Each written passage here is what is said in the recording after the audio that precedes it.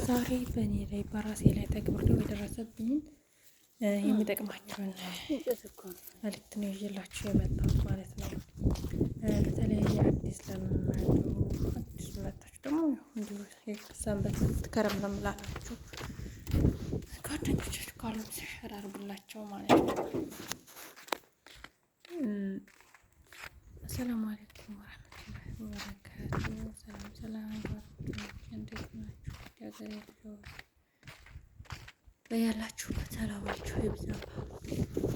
ስለጨረሻው ተከታተሉ ማለት ነው። ማዳማቸው ያው ማዳማችን አንድ ናት ማለት የአንድ ቤት ነው መስራት ያለብን ግዴታ። አንድ ቤት እንሰራለን ከጨረስን ማንን ማረፍ እንችላለን ማለት ነው። ያ ነው መሆን ያለብን። ነገር ግን ብዙ ጊዜ በተለይ እንደዚህ ወጣ ያለ እንደዚህ አይነት ቦታዎች ላይ ብዙ አንድ ሰራተኛ ካለ ለልጆቻቸው ለጎረቤት ምናምን እንደዚህ የሚያንደንገጥ ምናምን ነው ማለት ሂጂ ይልሻል።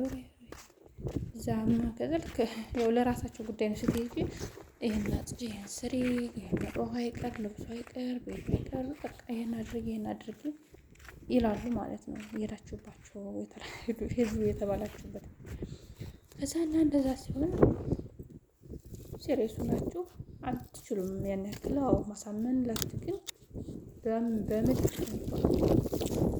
እኔ አልሰራም። እኔ እኮ የአንድ ሰው ነኝ። የእሷን ሰራ አይደል እንዴ? እንዴት ያንቺን ሰራለሁ? አልሰራም ብላችሁ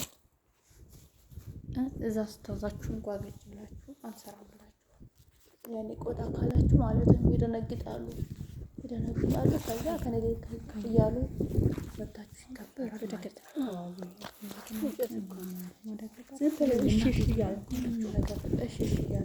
ያጠፋችኋል ማለት ግዴታችን ነው እንሰራለን። ግን የዚህም ሁሉ የሌሎችን ካላማለካቱ ይላሉና ስለመከት ደግሞ አሁንም በሌላ ጭና ከፈጠሩ ግዴታ የለብንም። እዚህ ጋር መሬት ነው ባችላል ያንን እንጠቀሙበታላችሁ። ያሉት ከንቱ ቢያየው ቀርቦ ቢረዳ ሆነበት የሊናዳው ወደ እናቴ ቤት እመለሳለሁ ከሞቀ ክፏ ልኖር